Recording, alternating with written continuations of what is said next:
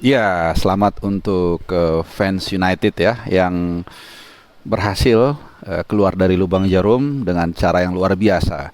Jadi em, dan di video sebelumnya di preview itu gue sempat memprediksi dan mungkin juga banyak fans di dunia ataupun eh, ya pecinta sepak bola menganggap ini akan menjadi partai yang sulit bagi MU. Bahkan ada yang mengatakan akan dibantai dan segala macam dan ternyata prediksi gue salah dan mungkin juga prediksi banyak orang salah. Jadi as simple as it, kita mengakui saja dan juga tentunya memberikan credit point kepada tim yang bermain sangat luar biasa Manchester United ya. Jadi bukan mencari alasan, bukan mengatakan MU menang karena Liverpool lagi hancur-hancuran atau MU menang karena pemainnya bagus. Ya menang-menang, itulah hasil usaha dari Erik ten Hag yang kemarin benar-benar gue memberikan apresiasi yang sangat luar biasa karena sebenarnya simpel yang dilakukan. Ya tidak ada yang terlalu wow dari kacamata perspektif formasi pemain, kekuatan pemain yang diturunkan oleh Liverpool. Tapi kalau kita bicara psikologis di ruang ganti ini sangat luar biasa, ya. Jadi eh, dari semua perubahan yang dilakukan seperti yang dikatakan Erik ten Hag setelah pertandingan, dia ingin mengubah gaya bermain mereka dibandingkan melawan Brentford, yaitu dengan mendrop dua pemain yang selama ini menjadi toksik, ya, dan yaitu Harry Maguire dan Cristiano Ronaldo. Ya, apakah ini menjadi faktor penentu? Gue katakan iya. Ini sangat berpengaruh besar. Ya, dan uniknya atau ironisnya, ini dua pemain yang dari setahun terakhir selalu gue kritik habis-habisan. Pertama Harry Maguire, ya sampai gue sedikit lah dibully. Dan ternyata sekarang banyak fans MU yang mengamini walaupun dalam hati. Dan yang kedua Ronaldo. Bahkan ada gue bikin satu video tersendiri terkait dengan Cristiano Ronaldo, di mana peran dia, stay or leave, atau jadi pemain utama atau jadi pemain pelapis. Sama juga ada beberapa yang mengatakan wah Ronaldo itu masih bagus begini begini begini begini, dan ternyata lo lihat sendiri ya. Jadi ketika gue salah gue mengakui, tapi ketika gue benar pun seharusnya ada pengakuan. Tapi it's okay, nggak apa-apa ya. Jadi balik lagi kita ke MU dan Liverpool. Gue mau kasih lihat dulu dari formasi yang ditampilkan menghadapi Liverpool. Jadi ada 3 pergantian pemain utama dibandingkan formasi yang melawan Brentford ya. Jadi di lini belakang. Di lini belakang ini uh, Erik ten Hag hanya melakukan 2 pergantian ya. Jadi ada 4 pergantian pemain, maaf. Tapi di tiap posisi hanya di 3 posisi, jadi back, tengah, sama depan. Nah di belakang itu dia melakukan 2 pergantian pemain, yaitu di kiri Luke Shaw digantikan oleh Malaysia ya, Malaysia, Tyrell Malaysia di kiri. Kemudian back tengahnya Rafael Varane kembali masuk menggantikan Harry Maguire. Ya, ini toksik yang gue bilang, yang paling penting adalah dikeluarkan, di dropnya Harry Maguire digantikan oleh Rafael Varane. Gue tidak mengatakan Rafael Varane itu lebih bagus dari Harry Maguire, tapi minimal ya Varane tidak melakukan hal-hal yang bodoh seperti yang sering dilakukan Harry Maguire. Oke, jadi fans MU jangan khawatir, gue akan menilai MU itu akan selalu dengan objektif ya, karena nggak ada untungnya buat gue menghina-hina MU kalau memang MU bagus ya. Gue malah dengan senang hati memuji. Jadi ini duet Lisandro Martinez dan Rafael Varane, gue nggak bilang duet ini spesial, tapi sekali lagi paling nggak mereka tidak melakukan banyak hal-hal error ketika di sana ada Harry Maguire. Di kanan Diego Dalot memang sejak awal kelihatan cukup konsisten ya. Dia kalaupun timnya kalah lebih banyak karena tadi faktor di personal dan juga kekompekan ketika mereka bertahan ya. Jadi transisi bertahan ini berapa kali gue lihat di 2 pertandingan kemarin yang kalah-kalah itu bermasalah. Nah itu permasalahan utama, udah selesai ya pertahanan. Kemudian ke depan, kalau di pertandingan lawan Brentford itu yang ditampilkan double pivotnya Christian Eriksen dan Fred. Jadi satu gelandang yang punya naluri menyerang, agak menyerang lah gitu ya kalau istilahnya box to box, satu yang bertahan. Tapi Fred memang di pertandingan kemarin itu pertandingan lawan Brentford hancur lebur. Kali ini digantikan oleh McTominay. Ya McTominay juga sama, sebenarnya nggak terlalu spesial, tapi dia lebih punya tanggung jawab yang baik, yang komitmen dalam bertahan ya. Kemudian di lini depan, nah ini 3-1-nya kan 4-2-3-1. Nah, 3-1-nya ini intinya dari 4 pemain depan ini yang tidak berubah ada 3 ya, yaitu Sancho, Bruno Fernandes sama Rashford. Nah, kemudian yang di drop siapa? Ronaldo digantikan sama Elanga. Luar biasa mainnya Elanga ya, bagus banget. Dan dia ngasih 1 assist, dan bahkan juga ketika Martial masuk juga memberikan 1 assist. Kerjasama di final pass-nya di sepertiga akhir juga sangat luar biasa, mengalihkan bolanya dari tengah ke depan juga oke banget. Dan malah kalau lu lihat pertandingannya ya, sebenarnya MU ini layak menang 4-1 ya, minimal 4-1 atau mungkin 4-2 ya, karena Liverpool juga banyak peluang sebenarnya. Jadi ini terlepas dari free kicknya Eriksen yang keren banget, itu ujung banget. Kalau sampai Alisson Becker nggak tip, itu pasti kemungkinan besar masuk. Dan satu lagi tendangan nyusurnya si Elanga yang kena tiang ini di awal-awal sebelum ada gol ya. Jadi memang semalam MU bermain sangat luar biasa. Dari bola matinya ada, dari open play-nya juga tercipta peluang, kemudian dari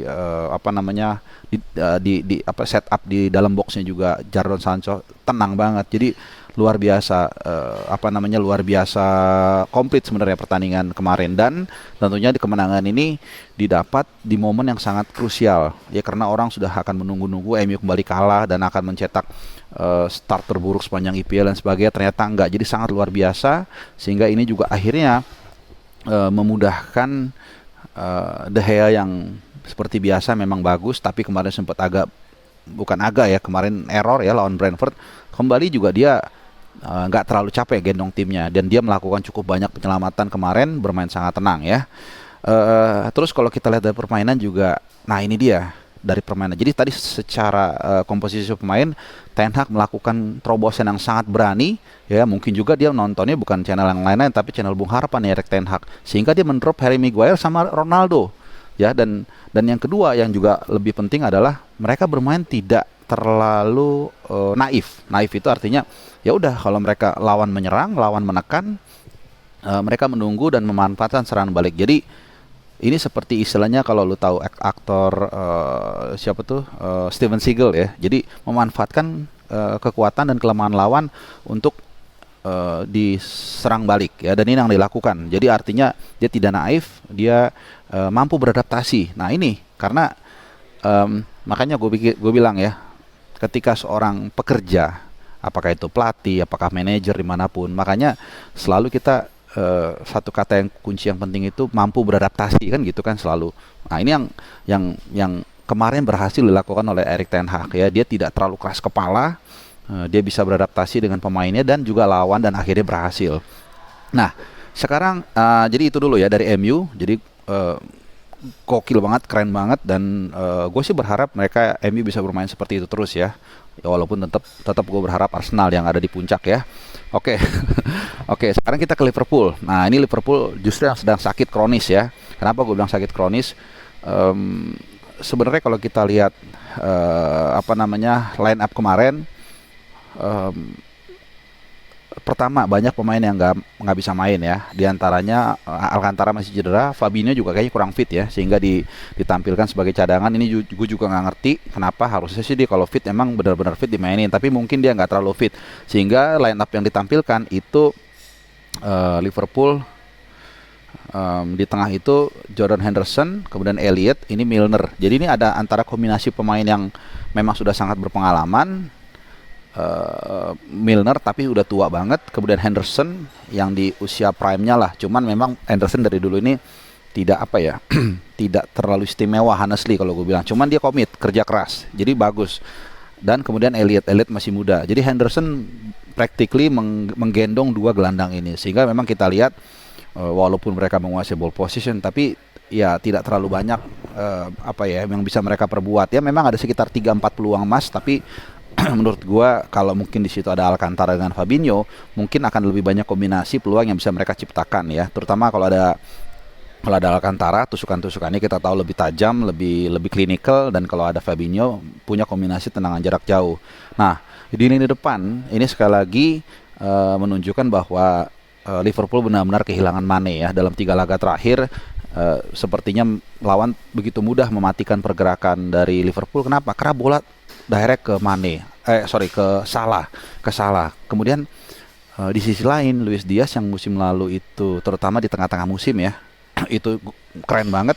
Sekarang agak melempem. Plus juga dengan kecerobohan Darwin Núñez di pertandingan terakhir lawan siapa dia? Kalau nggak sorry gue lupa. Pokoknya yang dia kartu merah lah. Lawan sebentar ya, kok gue lupa ya. Liverpool lawan pokoknya laga sebelumnya Crystal Palace ya, lawan Crystal Palace, sehingga akhirnya Firmino kembali main dan kita tahu Firmino seperti apa ya, dia hanya bisa berperan maksimal kalau di sana ada pemain seperti Salah dan Mane. Sementara Mane udah nggak ada dan Luis Diaz tidak bisa menjadi magnet ya, sehingga ya itu tadi bola ke Firmino kemudian langsung ke Salah yang lebih dimatikan. Tapi kalau Luis Diaz tidak terlalu memberikan ancaman ya kalau kita lihat kemarin. Nah di lini belakang ini sedikit sebelum gue tutup, sekali lagi kelihatannya memang ada masalah yang sangat serius. Mengapa berkali-kali gue mengatakan terutama di sisi kanan ya, pertahanan dari Liverpool. Tea ini benar-benar drop. Musim lalu dia main turun jelek ya. Kita sambil ngopi. Gue pikir ada drilling yang membuat dia bermain lebih baik di awal musim ini. Nggak taunya pertandingan pertama, pertandingan kedua banyak hilang bola. Kemudian juga kemarin kartu kuning ya. Dan Van Dijk juga sama. Mungkin juga gue nggak ngerti ketika memang back sayapnya ini tidak terlalu cepat ya transisi bertahannya, sehingga keseringan mendapat tekanan, serangan balik Van Dijk jebol juga ya. Jadi ya inilah ketika di era sekarang ini pemain itu dalam satu posisi tidak punya backup yang mirip-mirip, sehingga apa? Sehingga dia bermain terlalu santai, karena main jelek pun nggak ada pilihan lain, dia akan dimainkan. Tapi kalau ada backupnya, kalau misalnya dia mainnya nggak bagus, maka tentu ada pemain lain yang bisa menggantikan dia, sehingga dia harus perform terus. Dan ini yang gue nggak ngerti ya, mungkin harus ada sedikit khusus drilling untuk TAA. Yang gue lihat, gue sangat menyoroti penampilannya sejak mulai dari akhir musim lalu, puncaknya di final Liga Champions yang nggak bisa ngapa-ngapain. Dan juga kalau diingat golnya itu kan salah satunya kesalahan dia ketika telat menutup si Vinicius Junior ya. Jadi itu aja pemaparan dari gua, lebih banyak faktor teknis. Yang jelas MU saat ini ada di posisi berapa nih? Kemenangan pertama ya, atau poin pertama musim ini setelah dua pertandingan awal mereka kalah. Jadi mereka saat ini ada di sedikit naik ke posisi 14 ya. Tapi bukan soal itu, yang penting adalah bagaimana cara MU meraih kemenangan di waktu yang penting dengan cara yang sangat luar biasa. Sementara Liverpool saat ini ada di peringkat ke-16 dengan poin 2. Start terburuk bagi Liverpool di era Premier League, tentunya juga di era Jurgen Klopp ya. Jadi PR masih panjang, masih harus ada pembenahan. Kita nggak tahu nih, karena bursa transfer tutup tanggal 31 Agustus. Bukan tidak mungkin nanti ada ada satu pemain lagi yang masuk di Liverpool. Sementara MU dengan bermain yang seperti itu, dengan keberanian dia mendrop dua toxic tersebut ya. Kalau lu setuju silahkan counter gue kalau nggak setuju. Dan juga jangan lupa Casemiro is on the way. Wah, ini luar biasa MU ya. Jadi sekali lagi keren MU, selamat untuk MU. Dan kita akan lihat nanti pertandingan selanjutnya. MU ini nanti selanjutnya akan menghadapi coba kita lihat ya. Liverpool tuh ngadepin Bournemouth ya. Ini harusnya sih dia bakal menang nih. Kemudian MU ini akan away 2 kali menghadapi Southampton ke St Mary's Stadium, ke selatan Inggris, dan juga Leicester City. Ini di tengah-tengah Inggris ya. Dan Liverpool lawan Bournemouth, habis itu lawan Newcastle home dua-duanya. Jadi MU away dua-duanya, Liverpool home dua-duanya. Ya gua rasa sih harusnya minimal salah satu partainya Liverpool tuh menang ya. Sementara MU grafiknya lagi oke. Jadi itu dulu video gua kali ini. Sekali lagi congrats buat Tuyul Merah yang sudah memenangkan laga yang penting, dan fans MU sudah mulai pada keluar dari gua semua ya. Jadi selamat, nggak terlalu lama di gua. Mungkin sekarang fans Liverpool yang gantian masuk gua ya. Thank you, salam sehat dan ciao.